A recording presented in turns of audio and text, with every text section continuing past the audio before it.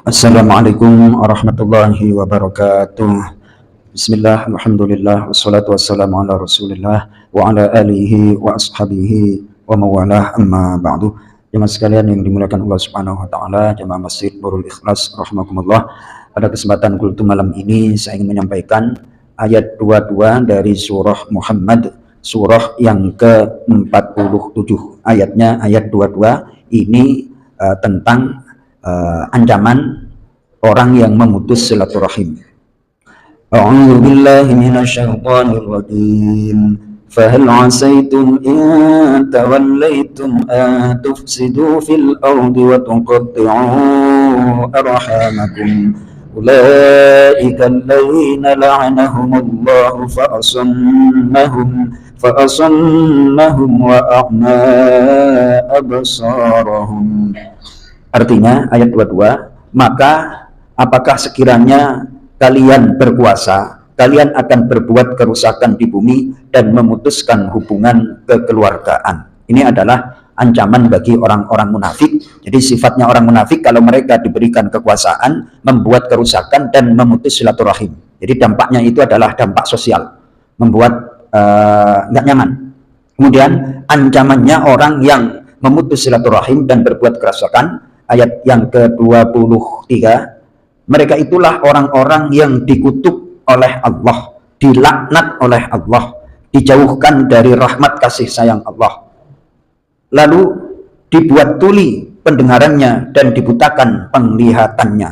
Maknanya adalah orang kalau senantiasa berbuat kerusakan dan memutus silaturahim, Allah akan butakan mata hatinya dan pendengarannya. Udah budak aja. Kalau dikasih nasihat itu enggak berbekas, tidak membekas dan tidak berkesan. Nah, tadi itu sebenarnya saya ingin menyampaikan hadis dari kitab Al-Jami' Shaghir karya Imam Asyuti. Ada hadis yang berkaitan dengan ayat ini. Itnani la yanzurullahu ilaihima yaumal qiyamah. Ada dua orang yang tidak dilihat, maknanya adalah tidak diperhatikan.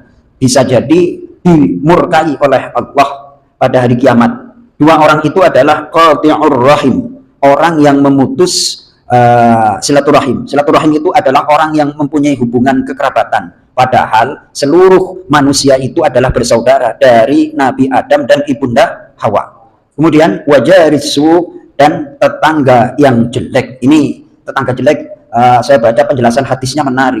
Kalau ada kebaikan tetangganya, dia diem. Kalau ada keburukan, diomongin, disebar-sebarin. Itu adalah sifat tetangga yang jelek.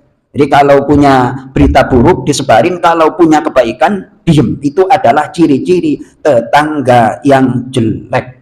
Kemudian dari hadis riwayat Imam Ahmad disampaikan juga, redaksinya ini saya hafalkan Mas Toto karena untuk pedoman hidup saya. Ma min dzambin ajdara ay yu'ajjilallahu al-'uqubah fid dunya ma'a ma yadtakhiru fil akhirah mithlal baghi wa qati'atir rahim. Hadis riwayat Imam Abi Dawud, hadis sahih. Tidak ada dosa yang hukumannya, yang sanksinya disegerakan oleh Allah, disertai besok di akhirat masih disimpan. Seperti halnya menzolimi orang dan memutus silaturahim. Dulu saya nggak percaya Mas Toto, ada hadis seperti ini, Pak Haji Kanaka, nggak percaya, masa sih ada orang kayak gitu. Ternyata beneran ada itu, manusia yang model seperti itu. Dan saya ditampakkan dengan mata kepala saya sendiri.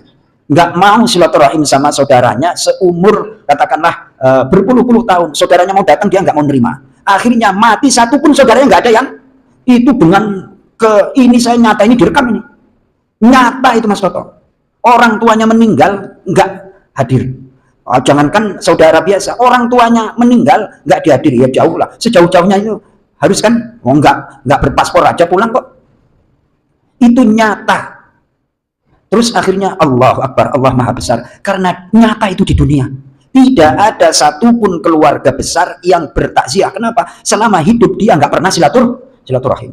Nyata di depan mata. Na'udzubillah, tsumma na'udzubillah. Jangan sampai kita sejengkel apapun sama saudara keluarga memutus silaturahim. Justru kalau kita mampu untuk bergaul dengan mereka, pahalanya double Mas Toto. Pahalanya apa? Gimana nggak double? Itu pahala sama orang lain sama pahala saudara lebih banyak pahala saudara. Nah, kenapa? Karena saudara itu ya kartunya kelihatan Mas Toto, jengkelin. Nah, kalau kesini pasti ada apa namanya, ada butuhnya. Lah giliran dia baik, nggak mau silaturahmi, ya tetap itu saudara kita, tetap saudara. Justru kalau kita mampu membangun, menjaga hubungan yang model seperti itu, dilimpahkan rezekinya pasti itu. Kenapa? Karena jengkelin Mas Toto. Sesuatu yang jengkelin itu gede apa enggak pahalanya? Ah, gitu. Kalau mentraktir sama Mas Toto apa namanya itu reuni itu kan sekolah, bukan apa namanya, nggak ada hubungan kekeluargaan, nyantai-nyantai sama saudara. Coba kita perbaiki hubungan sama saudara itu. Ayo kita makan-makan dan segala macam, menjaga hubungan. Itu berlipat-lipat pahalanya. Karena ada hadis bahwa sedekah terhadap orang lain itu pahalanya 1, akan tetapi sedekah kepada saudara kerabat pahalanya 2. Kok bisa? 1 karena menjaga silaturahim, yang kedua pahala sedekah itu sendiri. Beneran Mas Toto? Berat, jengkelin kan kayak gitu, ketahuan kartunya ya Pak Haji karena kaya. Ya, itu jengkelin. Saudara itu ada 2 Mas, ada 3 Mas Toto. Ada yang menyenangkan, ada yang biasa-biasa aja, ada yang menjeng. Nah, dari 3 kategori yang lebih banyak yang mana nih Mas Toto? Didominasi yang mana itu? Pak Sony, ya kan? Udahlah, saudara kita anggap aja ladang pahala. Ladang apa? Ladang pahala, jangan digedekin. Karena itu amanah titipan Allah untuk melipat gandakan pahala. Kalau kita menjaga silaturahim, rahmat dan rezeki akan berlimpah. Kalau kita memutus silaturahim, naudzubillah wal iyadzubillah, jangan sampai kita dilaknat oleh Allah baik di dunia maupun di akhirat. Insyaallah jamaah Masjid Nurul Ikhlas adalah hamba Allah yang rajin silaturahim, rajin berbuat baik, sehingga hasanah fid dunya, hasanah fil akhirah. Assalamualaikum warahmatullahi wabarakatuh.